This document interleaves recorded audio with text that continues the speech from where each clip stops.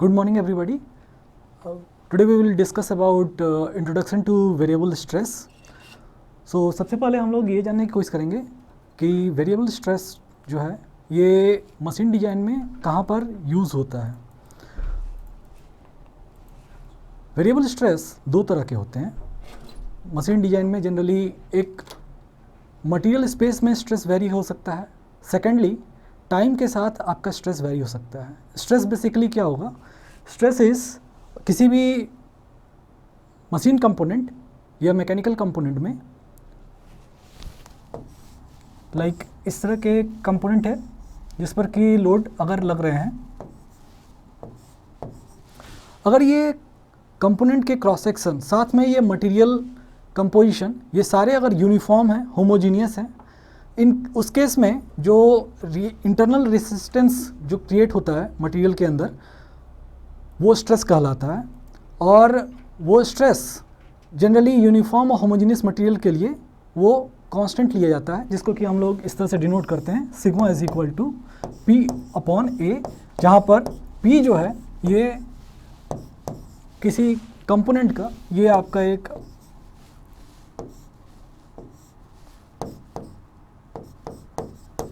Mechanical component है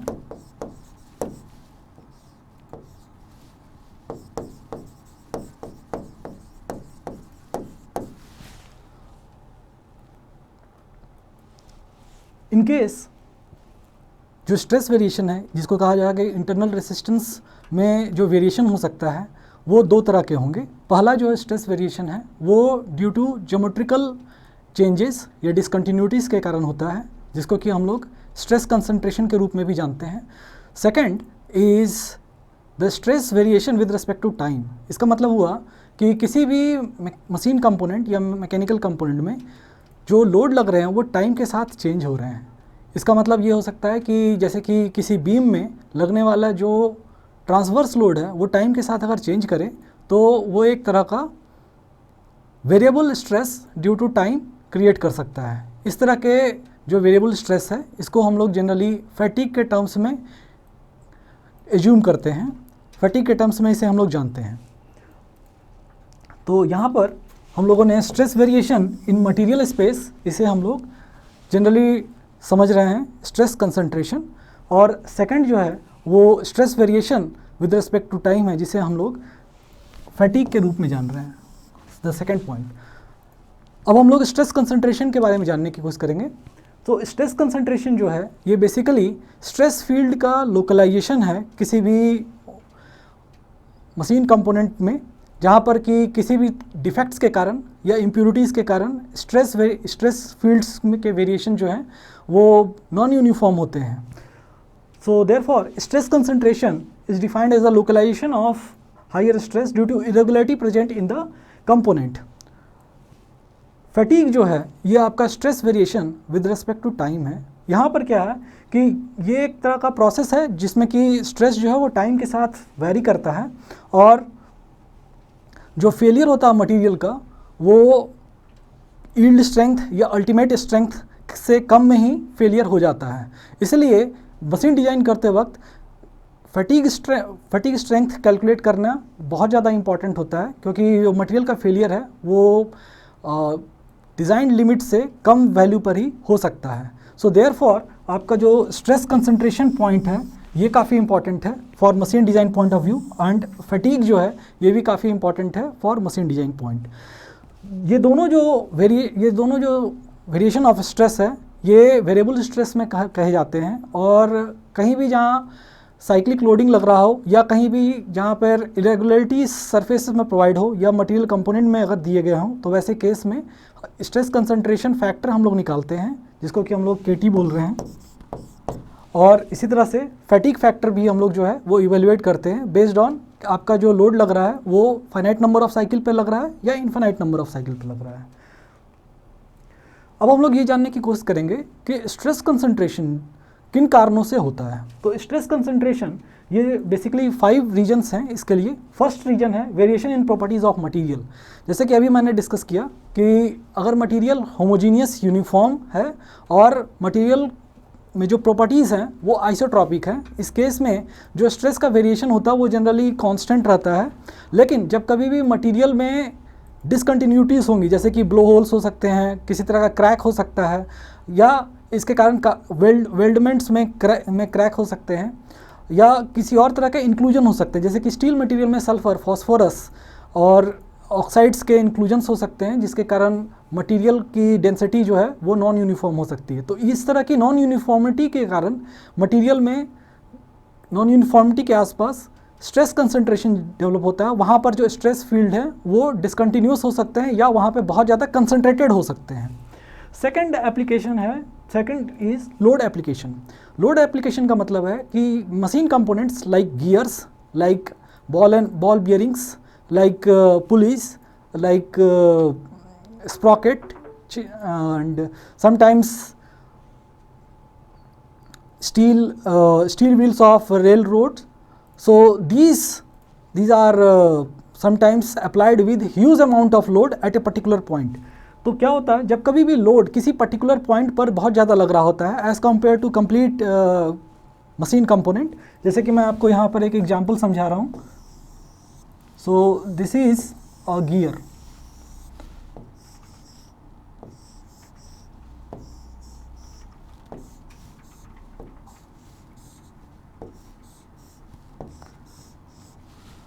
And this gear is engaged with another gear. So जब कभी भी गियर का इंगेजमेंट होता है उस केस में जो टीथ है, टीथ के जो इंगेजमेंट होते हैं वो जनरली किसी पॉइंट पर होते हैं और उस पॉइंट पर बहुत ज़्यादा स्ट्रेसेस डेवलप होते हैं। तो ये लोकलाइजेशन ऑफ फोर्स होने के कारण यहाँ पर स्ट्रेस बहुत ज़्यादा होते हैं टीथ पर। सो ये वन ऑफ द एग्जांपल है load application at a particular point. किसी भी मशीन कंपोनेंट पर किसी एक पर्टिकुलर जगह बहुत ज़्यादा लोड लगने के कारण पूरे मशीन कंपोनेंट में जो स्ट्रेसेस डेवलप होते हैं वो बहुत जगह यूनिफॉर्म होंगे, लेकिन जहाँ पर पॉइंट लोड लग रहा है या एक कंसनट्रेटेड लोड लग रहा है उस तरह के पॉइंट पर basically stress concentration fields generate हो जाते हैं। नेक्स्ट है एब्रप्ट चेंज इन सेक्शन। कई बार हम लोग इस तरह के मैकेनिकल कंपोनेंट्स को डिसाइड करते हैं, जैसे कि स्टेप्ड पुलीज, स्टेप्ड शाफ्ट, जिसको कि मैकेनिकल एडवांटेज की वजह से हमें डिज़ाइन करना ही होता है। तो हम लोग ऐसा पाते हैं कि अगर ये स्टेप्ड शाफ्ट है और इस शाफ्ट पर अगर किसी तरह का टेंसाइल लोड या कंप्रेशन लोड लग रहा है, जस्ट लाइक सो हम लोग इस तरह से पाते हैं कि यहाँ जहाँ कहीं भी जो क्रॉस सेक्शन है, जैसे कि आप ये वाला क्रॉस सेक्शन को एज्यूम करें, इस क्रॉस सेक्शन को एज्यूम करें या इस क्रॉस सेक्शन को एज्यूम करें, तो ये दोनों क्रॉस सेक्शन पर जो स्ट्रेस वेरिएशन है वो अलग अलग होगा। तो इस कारण से यहाँ पर load variation, abrupt cross section change होने के कारण स्ट्रेस कंसंट्रेशन आएगा। Third is discontinuities in the component. कई बार कंपोनेंट्स में होल्स क्रिएट किए जाते हैं, जैसे कि कीज़ प्रोवाइड किए जाते हैं। स्प्लाइंस में भी हम लोग जो है स्लॉट्स प्रोवाइड करते हैं। कई बार हम लोग हॉलो सिलेंडर्स में भी स्ट्रेस रिलीव करने के लिए होल्स क्रिएट करते हैं। तो ये जो स्लॉट्स हैं यहाँ पर स्ट्रेस कंसंट्रेशन काफ़ी ज़्यादा हो सकते हैं। फिफ्थ है machining scratches. Machining scratches basically कई बार जैसे कि ग्राइंडिंग स्क्रैचेस या लेथ मशीन के स्क्रैचेस होते हैं, ये एक्चुअली सरफेस इरेगुलरिटीज़ होते हैं। सरफेस इरेगुलरिटी होने के कारण सरफेस में बहुत बार क्या हो सकता है कि वहाँ पर स्ट्रेस कंसंट्रेशन हो सकते हैं। इसके अलावा जब कभी भी सरफेस पर इचिंग किया जाता है उस वजह से भी आपका सरफेस पर स्ट्रेस कंसंट्रेशन हो सकता है, जिसके कारण सरफेस पर क्रैक प्रोपगेशन हो सकते हैं। अब हम लोग एक बहुत ही सिंपल एग्जांपल देखेंगे जहाँ पर ज्योमेट्रिकल नॉन लीनियरिटी के कारण स्ट्रेस कंसंट्रेशन होता है। यहाँ पर 3 अलग अलग एग्जांपल समझाए जा रहे हैं। एक प्लेट दिया हुआ है, एक प्लेट पर होल्स प्रोवाइड किए हुए हैं। ये होल्स जो है वो एक में इलिप्टिक शेप का है, जिसमें कि आपका मेजर एक्सिस जो है वो लोड के परपेंडिकुलर है, और सेकंड केस में जो मेजर एक्सिस है वो लोड के पैरेलल है, और थर्ड केस में एक इलिप्टिक होल के बजाय एक सर्कुलर होल है। तो इन तीनों केस के लिए जो स्ट्रेस कंसंट्रेशन का जो एक्सप्रेशन है या कहा जाए जो मैक्सिमम स्ट्रेस है उसका एक वैल्यू इस तरह से रिलेट किया गया है, जो कि डिपेंड करता है मेजर एक्सिस और माइनर एक्सिस पर। जैसे कि हम लोग फर्स्ट डायग्राम में देख रहे हैं, यहाँ पर जो लोड है वो मेजर एक्सिस के परपेंडिकुलर है, इस वजह से इसके चांसेस हैं कि जो स्ट्रेस कंसंट्रेशन है वहाँ पर वो काफ़ी ज़्यादा हो सकता है based on this formula. Second case में हम लोग ये देखेंगे कि जो मेजर एक्सिस है वो पैरेलल है आपका लोड एक्टिंग के, जिसके कारण जो स्ट्रेस कंसंट्रेशन है उसका value as compare to previous one काफ़ी कम है। और इसके पीछे कारण ये है कि ये जो लोड, ये जो कन्फिग्रेशन है, इस कन्फिग्रेशन के हिसाब से आपका जो होल है इसका ओपनिंग होने वाला है due to high load, due to high stress concentration. Second, जहाँ पर जो इलिप्टिक होल है वहाँ पर लो स्ट्रेस कंसंट्रेशन होने के कारण इसके चांसेस हैं कि जो होल है वो कंप्रेस हो जाए। थर्ड केस है, अगर किसी प्लेट में सर्कुलर होल दिया हुआ है और उस पर लोड लगाए जा रहे हैं, तो उस केस में जो स्ट्रेस है होल के पास वो जनरली 3 टाइम्स जो है एक फार फील्ड स्ट्रेस के बराबर होता है, जो कि आपको इस फॉर्मूले को ही यूज़ करके जहाँ A=B हम लोग सब्स्टिट्यूट कर देंगे तो आपका जो स्ट्रेस है वो 3 टाइम्स नॉमिनल स्ट्रेस के बराबर आ जाएगा। अब हम लोग ये जानना चाहेंगे कि स्ट्रेस कंसंट्रेशन को किन किन कन्फिगरेशंस में ये किस तरह से हम लोग अवॉइड कर सकते हैं। तो जैसे कि यहाँ पर आपको एक डिज़ाइन दिखाया गया है, यहाँ पर एक स्टेप्ड शाफ्ट को शो किया गया है। स्टेप्ड शाफ्ट का मतलब है कि यहाँ का जो डायमीटर है वो यहाँ के डायमीटर से काफ़ी ज़्यादा है और इसमें जो चेंजेस है, जो क्रॉस सेक्शन में जो चेंजेस है वो सडन हुआ है। तो ये एक तरह का पुअर डिज़ाइन कहा जाता है stress concentration point of view से। यहाँ पर चूँकि जो स्ट्रेस फील्ड है वो इस क्रॉस सेक्शन को इंटरसेक्ट करते हुए इस तरह से जा रही है, तो इस कारण से अगर इस तरह से लोड, अगर इस पर एक्सेल लोड लग रहा होगा तो उसके कारण जो ये स्ट्रेस फील्ड है हो सकता है कि वो ये स्टेपिंग वाले क्रॉस सेक्शन पर टच करे और जहाँ पर भी ये स्ट्रेस फील्ड टच करेगी वहाँ पे क्रैक प्रोपगेशन होने के चांसेस हैं। तो इस तरह के केस को हम लोग को अवॉइड कैसे करना है, इसे जानने के लिए हम लोग क्या करेंगे कि यहाँ जहाँ स्टेपिंग हुआ है वहाँ पर हम लोग एक राउंड फिलेट टाइप का दे देते हैं। राउंड फिलेट जितना ज़्यादा राउंड और जितना ज़्यादा स्मूथ होगा उतना ज़्यादा स्ट्रेस कंसंट्रेशन होने के चांसेस कम होंगे, या कहा जाए स्ट्रेस का जो फील्ड वेरिएशन होगा यहाँ पर वो सडन नहीं होगा। इससे बेटर डिज़ाइन ये होगा कि जब हम लोग एक फिलेट को जो इंक्लाइंड सरफेस पर देंगे इस तरह से, तो यहाँ पर जो स्ट्रेस वेरिएशन होगा वो ज़्यादा स्मूथ होगा as compare to previous one. और लास्ट केस में क्या है कि हम लोग कुछ यहाँ पर नॉचेस प्रोवाइड कर रहे हैं, जिसके कारण ये नॉचेस जो है एक्स्ट्रा आपका स्ट्रेस प्रोड्यूस करते हैं before the stress field flow. इस कारण से यहाँ पर आपके जो स्ट्रेस फ्लो है वो पहले से ही जो है वो कंसनट्रेटेड होने से बच जाएंगे और ये बेस्ट या बेटर डिज़ाइन कहा जाएगा प्रीवियस वन, या इस गुड डिज़ाइन से बेटर डिज़ाइन कहा जाएगा। Next one is where shaft जिसके पास कॉलर है उस पर अगर बेंडिंग मोमेंट लग रहा है, वो वैसे केस में हम लोग क्या कर सकते हैं, वैसे केस में भी हम लोग यहाँ पर नॉचेस प्रोवाइड कर रहे हैं और अगर हम लोग नॉचेस इस रेडियल डायरेक्शन में देने के बजाय इस तरह से सर्कमफ्रेंशियल में भी अगर दें तो that is also a preferred design. Another one is किसी सिलिंड्रिकल कंपोनेंट में अगर हम लोग कीज़ प्रोवाइड कर रहे हैं और कीज़ पे क्या है जनरली होल्स होते हैं, तो यहाँ पर होल्स के आसपास जो है अगर हम लोग एक्स्ट्रा अगर होल प्रोवाइड करें तो जनरली क्या होगा कि जैसे कि इस पॉइंट पर जो स्ट्रेस वेरिएशन है वो काफ़ी सडन है, इस वजह से क्या होने के चांसेस हैं कि स्ट्रेस कंसंट्रेशन की वजह से यहाँ पे क्रैक प्रोपगेशन हो सकते हैं। अगर हम लोग एक्स्ट्रा 2 होल और प्रोवाइड करेंगे यहाँ पर तो वो जो सडन स्ट्रेस फ्लो के जो चांसेस हैं वो काफ़ी कम हो सकते हैं, बल्कि ये एक स्मूथ स्ट्रेस फ्लो के रूप में इसको कंप्लीट किया जा सकता है। थर्ड है, कई बार हम लोग ऐसा देखते हैं कि कीज़ जो हैं खास करके कि जो थ्रेडेड जॉइंट्स होते हैं वो थ्रेडेड जॉइंट्स पे थ्रेड के पास ही कई बार क्या होता है कि फेलियर हो जाता है। इसके पीछे भी हम लोग स्ट्रेस कंसंट्रेशन को ही मानते हैं। तो यहाँ पर जैसे देख सकते हैं कि ये एक पुअर डिज़ाइन है स्ट्रेस कंसंट्रेशन का।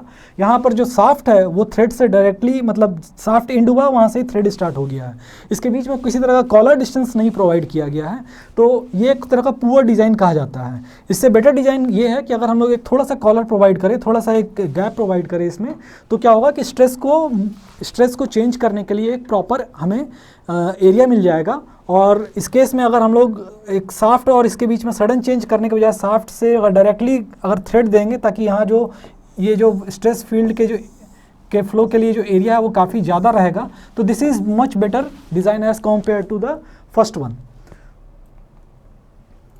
इसके अलावा इस तरह से कई बार हम लोग जैसे कि वी नॉच अगर कहीं सेक्शन में दिया हुआ है और उस वहाँ पर स्ट्रेस वेरिएशन, स्ट्रेस फील्ड का जो वेरिएशन है काफ़ी सडन होगा, वैसे केस में हम लोग जो वी नॉच है उसके आसपास अगर हम लोग स्मॉल होल्स अगर प्रोवाइड करेंगे तो आप देख सकते हैं कि यहाँ पर जो आपका स्ट्रेस वेरिएशन है वो काफ़ी सडन है, that is not preferred for the design. So therefore यहाँ पर हम लोग क्या कर रहे हैं, यहाँ पर एक्स्ट्रा हम लोग जो है होल्स प्रोवाइड कर रहे हैं, जिसकी वजह से आपका जो स्ट्रेस फील्ड है वो फार मतलब स्मूथ वेरिएशन इसका हो पा रहा है। इसी तरह से अगर हम लोग कई बार एक्स्ट्रा नॉचेस अगर प्रोवाइड करेंगे तो भी हम लोग सेम इफेक्ट देखने को हमें मिलता है इन दोनों केस में। तो यहाँ पर मैंने बताया कि use of multiple notches, drilling additional holes and removal of undesired material, ये सब 3 ऑप्शन यूज़ करके हम लोग स्ट्रेस कंसंट्रेशन को कंट्रोल कर सकते हैं। नेक्स्ट अब हम लोग जानने की कोशिश करेंगे फैटीग। अभी तक हम लोगों ने डिस्कस किया था variable stress due to material space. अब हम लोग ये जानने की कोशिश करेंगे कि variable stress due to variation in time. तो यहाँ पर हम लोग सबसे पहले स्ट्रेस वेरिएशन को समझने की कोशिश करेंगे कि failure stress variation with respect to time के रेस्पेक्ट में होता कैसे है, या कहा जाए कि फैटिग फेलियर होता कैसे है।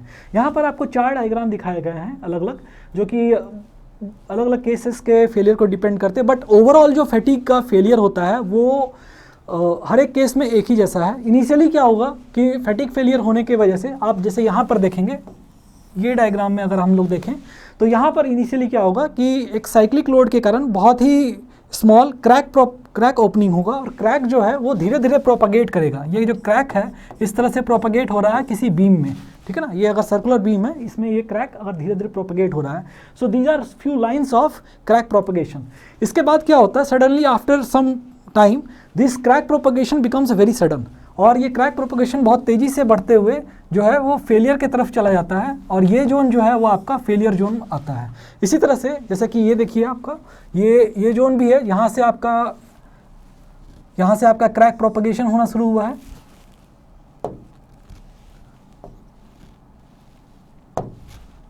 यहाँ से क्रैक प्रोपगेशन होना शुरू हुआ है इनिशियली, और ये क्रैक प्रोपगेशन यहाँ तक आने के बाद it will take some time for the crack to propagate till the point where the failure will start. So यहाँ पर आने के बाद जो सेक्शन है मटेरियल का वो सफिशिएंट नहीं रह पाता है कि वो फैटिग लोड को ले सके, तो यहाँ से आपका जो है फेलियर जोन स्टार्ट हो जाता है।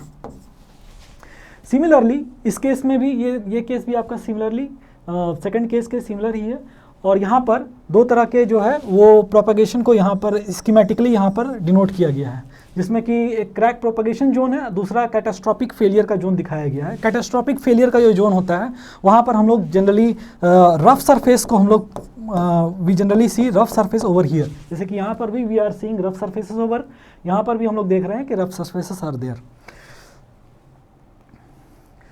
अब हम लोग ये जानने की कोशिश करेंगे कि फैटिग जो है इसको हम लोग कैसे जानेंगे, फैटिग को कैसे एक्सपेरिमेंटली टेस्ट कर सकते हैं। फैटिग को एक्सपेरिमेंटली टेस्ट करने के लिए हम लोगों को एक शाफ्ट चाहिए, जिस पर ये जैसे स्पेसिमन है एक शाफ्ट है, इस शाफ्ट पर हम लोगों को ट्रांसवर्स लोड का अरेंजमेंट होना चाहिए, और ट्रांसवर्स लोड के कारण क्या होगा कि ये जो शाफ्ट है वो बेंड करेगा, है ना। जैसे कि यहाँ पर मैं एक डायग्राम जस्ट डिनोट कर रहा हूँ, जस्ट लाइक यहाँ पर अगर 2 बियरिंग है,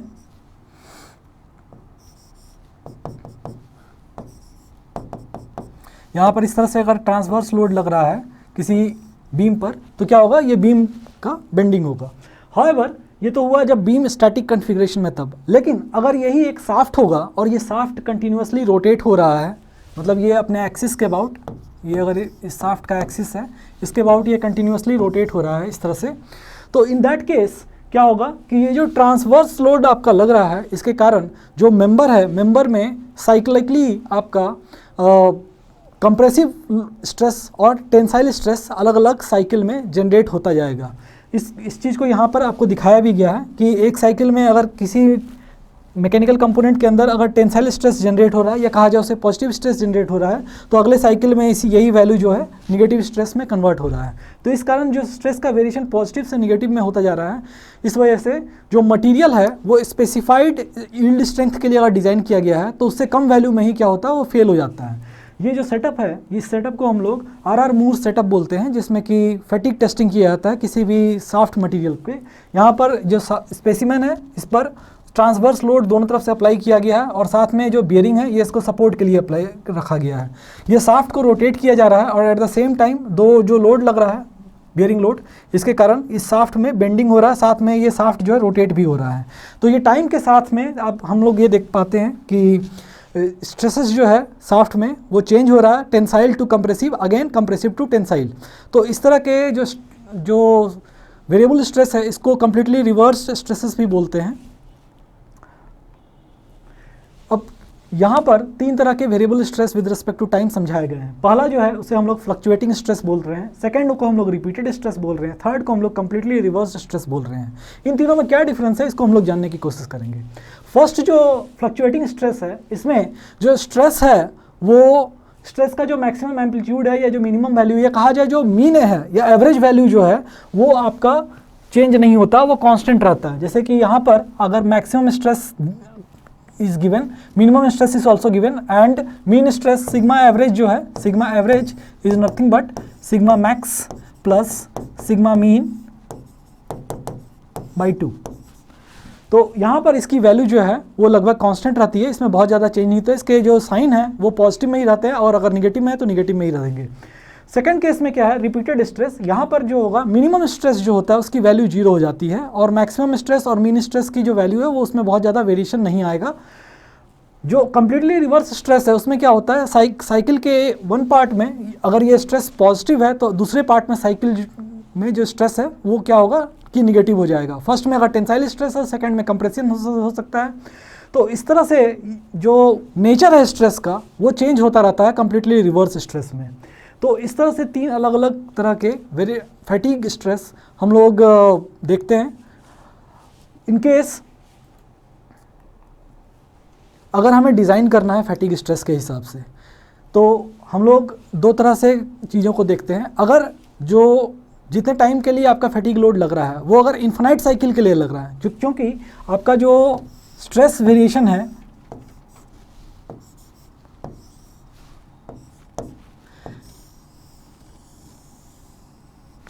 जो है वो टाइम के साथ हो रहा है, कितने साइकिल होने के बाद मटेरियल में फेलियर आएगा ये इस पर डिपेंड करता है कि फैटिग स्ट्रेस के हिसाब से हमें डिज़ाइनिंग कैसे करनी है। जैसे कि अगर ये इन्फिनाइट साइकिल तक जाना है, इन्फिनाइट साइकिल को जनरली हम लोग मशीन डिज़ाइन में 10 के पावर 6 साइकिल तक एज्यूम करते हैं, और अगर ये फाइनाइट साइकिल तक जाना है उसके इसके लिए हम लोग अलग तरह से मशीन डिज़ाइन एज्यूम करते हैं। तो पहले हम लोग फर्स्ट केस ये हम लोग लेंगे कि जब हम लोग को इन्फिनाइट साइकिल तक जाना है, उस केस में हम लोग का जो लिमिटिंग पैरामीटर होता है वो होता है इंड्योरेंस लिमिट। तो इंड्योरेंस लिमिट क्या होता है, इंड्योरेंस लिमिट जो होता है वो एम्पलीट्यूड स्ट्रेस का वो मैग्नीट्यूड होता है जिस पर कि मटेरियल को ये एज्यूम किया जाता है कि material is now about is almost failed और that much number of cycle is considered as the cycle at which the material fails. जैसे कि यहाँ देखिए, यहाँ पर ये जो एम्पलीट्यूड स्ट्रेस है, सो यहाँ पर इस प्लॉट में इंड्योरेंस लिमिट समझाया गया है। जैसे एम्पलीट्यूड स्ट्रेस जो है वो जैसे से आपका साइक्लिक लोड लगता जाता है, सो ये एम्पलीट्यूड स्ट्रेस धीरे धीरे जो है वो डिक्रीज हो रहा है और ड्यूरिंग कोर्स ऑफ टाइम ये एसिम्प्टोटिकली जा करके जब कांस्टेंट हो जा रहा है उस वैल्यू को हम लोग इंड्योरेंस लिमिट बोलते हैं। और ये प्रैक्टिकली यूज़ किया जाता है 10 के पावर 6 नंबर ऑफ साइकिल्स के लिए। तो फैटिग लाइफ इसी हिसाब से डिफाइड किया जाता है कि number of stress cycle that standard specimen can complete during test before the appearance of first fatigue crack. मतलब that many number of cycle, मतलब एक फिक्स नंबर ऑफ साइकिल जो एक स्पेसिमेन इंड्योर कर सकता है जब तक कि फर्स्ट फैटिग क्रैक उसमें इनिशिएट ना हो जाए। उस एम्पलीट्यूड स्ट्रेस को हम लोग इंड्योरेंस लिमिट बोलते हैं, और वो जो वैल्यू होता है नंबर ऑफ साइकिल्स का वो उस पर्टिकुलर मटेरियल के लिए फिक्स किया जाता है। यहाँ पर हम लोग डिज़ाइन फॉर फाइनाइट और इनफाइनाइट लाइफ के बारे में समझेंगे। यहाँ पर फाइनाइट के केस में हम लोग को ये समझना है कि जैसे कि किसी भी मशीन कंपोनेंट में 2 तरह के लोड लग सकते हैं, जैसे एक फ्लक्चुएटिंग लोड है, दूसरा आपका कंप्लीटली रिवर्स लोडिंग है। तो जब कभी भी हम लोग फाइनाइट नंबर ऑफ साइकिल के बारे में सोचेंगे तब उस केस में हम लोग एक प्लॉट डिड्यूस करेंगे, प्लॉट बनाएंगे, और उसके बाद फिर हम लोग फाइनाइट साइकिल को डिड्यूस करेंगे। इनफाइनाइट लाइफ के लिए हम लोग क्या करेंगे, इंड्योरेंस लिमिट को ही हम लोग वेटेज देंगे और इंड्योरेंस लिमिट के हिसाब से डिज़ाइनिंग करेंगे। सो यहाँ पर मैं पहले फाइनाइट लाइफ के हिसाब से फैटिग को समझाना चाह रहा हूँ। यहाँ पर जो साइक्लिक लोडिंग लगा हुआ है तो हम लोग क्या कर रहे हैं कि जो अल्टीमेट स्ट्रेस है उसका 0.9 टाइम्स वैल्यू ले करके और इसको 10 के पावर 6 तक के बीच में हम लोग ज्वाइन कर रहे हैं। इस तरह से हम लोग इसे पहले ज्वाइन करेंगे और ये जो अल्टीमेट स्ट्रेस के 90% वैल्यू हम लोग ले रहे हैं, ये नंबर ऑफ साइकिल 10 की पावर 3 से लेकर के 10 के पावर 6 के बीच में ही आपका वेरिएशन होना चाहिए। इस पर ही हम लोग जो है जो भी फाइनाइट साइकिल हमें प्रोवाइड किया गया उसको लेकर के हम लोग ऑर्डिनेट यहाँ पे प्रोवाइड करेंगे और वाई एक्सिस के पैरेलल हम लोग जब यहाँ से लाइन ड्रॉ करेंगे उसके बाद हम लोग जो भी पॉइंट पर ये इंटरसेक्ट करेगा यहाँ पर, इस पॉइंट के पैरेलल हम लोग एक्स एक्सिस के लाइन ड्रॉ करके ये जो वैल्यू है वो आपका एम्पलीट्यूड स्ट्रेस हम लोग निकाल पाएंगे। ये फाइनाइट साइकिल के लिए एम्पलीट्यूड स्ट्रेस कैलकुलेट होगा और इसके हिसाब से ही हम लोग फैटिग डिजाइनिंग कर सकते हैं।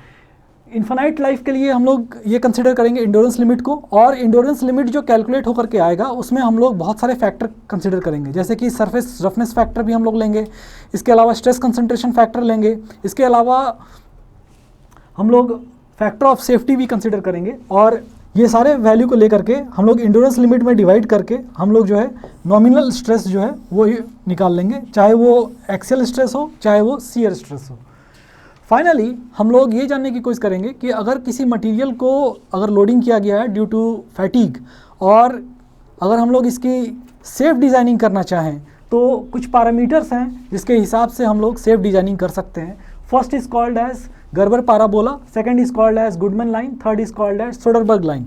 तो ये तीनों जो क्राइटेरिया है वो क्या है इसके बारे में हम लोग थोड़ा सा जानने की कोशिश करेंगे। फर्स्ट क्या है कि गर्बर पैराबोला में हम लोग ये कंसिडर कर रहे हैं कि जो इंड्योरेंस लिमिट है और जो अल्टीमेट स्ट्रेंथ है इसके बीच में एक पैराबोलिकली रिलेशनशिप हम लोग इस्टेब्लिश करते हैं और इसके जो कर्व होते हैं ये पैराबोलिक शेप में होंगे। बट जनरली ये पाया गया है कि जो फेलियर लिमिट्स हैं वो गर्बर पैराबोला के काफ़ी नज़दीक पाए जाते हैं, इसीलिए मोस्टली डिज़ाइन करते वक्त गर्बर पैराबोला को एक बहुत ही सूटेबल डिज़ाइन नहीं किया जाता है, क्योंकि इसके चांसेस हैं कि फैटिग लोड लिमिट करते वक्त इसके चांसेस है कि मटेरियल जो है वो फेल हो सकता है वैसे केस में। इसके बाद एक थोड़ा सा उससे बेटर डिज़ाइनिंग कंसिडरेशन लिया गया है वो है गुडमैन लाइन में। गुडमैन लाइन में क्या लिया गया है कि जो इंड्योरेंस लिमिट है और जो अल्टीमेट स्ट्रेस है इसको एक स्ट्रेस लाइन से ज्वाइन किया गया है और ये बहुत ज़्यादा जो ये पॉइंट्स हैं फेलियर पॉइंट्स है इसको अवॉइड करता है। इस वजह से ये थोड़ा सा कंजर्वेटिव क्राइटेरिया हो जाता है as compare to fatigue stress. Third criteria is Soderberg line. Soderberg line क्या कर रहा है कि इंड्योरेंस लिमिट और यील्ड स्ट्रेंथ इन दोनों को जो है वो ज्वाइन कर रहा है और इस हिसाब से जो है हम लोग फैटिग डिज़ाइनिंग कर रहे होते हैं। So most conservative line here is Soderberg line. उसके बाद जो थोड़ा सा relaxed criteria is given by the Goodman line. तो बेसिकली डिज़ाइन करने के लिए हम लोग गुडमैन लाइन को यूज़ करते हैं और सोडरबर्ग लाइन को हम लोग तब यूज़ करते हैं जब फैटिग की इंटेंसिटी अनप्रेडिक्टेबल हो, वैसे केस में हम लोग सोडरबर्ग लाइन को यूज़ करते हैं। ये आपका एक मॉडिफाइड गुडमैन लाइन है for designing the fatigue load. यहाँ पर there is a little bit change. यहाँ पर जो इंड्योरेंस लिमिट है ये इंड्योरेंस कर्व जो है इसको अल्टीमेट स्ट्रेंथ से कनेक्ट करने के बजाय इसको जो है हम लोग यील्ड स्ट्रेंथ से बीच में ही कनेक्ट करने की कोशिश करते हैं। ऐसा क्यों करते हैं? क्योंकि कई बार ऐसा होता है कि अगर किसी मटेरियल में यील्ड स्ट्रेंथ काफ़ी ज़्यादा यील्ड स्ट्रेंथ पर अगर वो फेलियर ना हो और काफ़ी ज़्यादा यील्ड स्ट्रेंथ पर अगर वो फेलियर हो रहा हो और साइक्लिक स्ट्रेस के वजह से उसमें ज़्यादा फेलियर होने के चांसेस ना हो, जैसे कि आपका ये जोन जो है ये काफ़ी रिस्की जोन है for loading the material cyclically. यहाँ पर क्या होगा कि मटेरियल जो है वो साइक्लिक लोडिंग होने के कारण फेल नहीं होगा, क्योंकि यहाँ पर आपका जो एम्पलीट्यूड स्ट्रेस है वो काफ़ी कम है और यहाँ पर आपका जो यील्ड स्ट्रेंथ है वो काफ़ी ज़्यादा है। तो इस वजह से मटेरियल क्या होगा कि फर्स्ट साइकिल में ही यील्डिंग के कारण मटेरियल फेल हो सकता है। डक्टाइल मटेरियल मोस्टली ऐसा होता है। तो इस तरह के केस के लिए हम लोग क्या करते हैं कि जो अल्टीमेट स्ट्रेंथ है उस पॉइंट को अवॉइड करते हुए हम लोग क्या करते हैं, जो यील्डिंग पॉइंट है उस पॉइंट को ले लेते हैं फेलियर पॉइंट के पास और हम लोग यहाँ से जो कर्व है वो इंड्योरेंस लिमिट का और आने के बाद ये अल्टीमेट को ना टच करते हुए ये यील्ड पॉइंट को टच कर जाता है। सो ये बेसिकली जो पहले का जो गुडमैन लाइन एज्यूम किया गया था उसमें मॉडिफिकेशन है और this is very good assumption for designing for fatigue load. तो ये फैटिग लोडिंग और स्ट्रेस कंसंट्रेशन के बारे में इतना ही कुछ इसमें एक्सप्लेन करना था। Okay, thank you.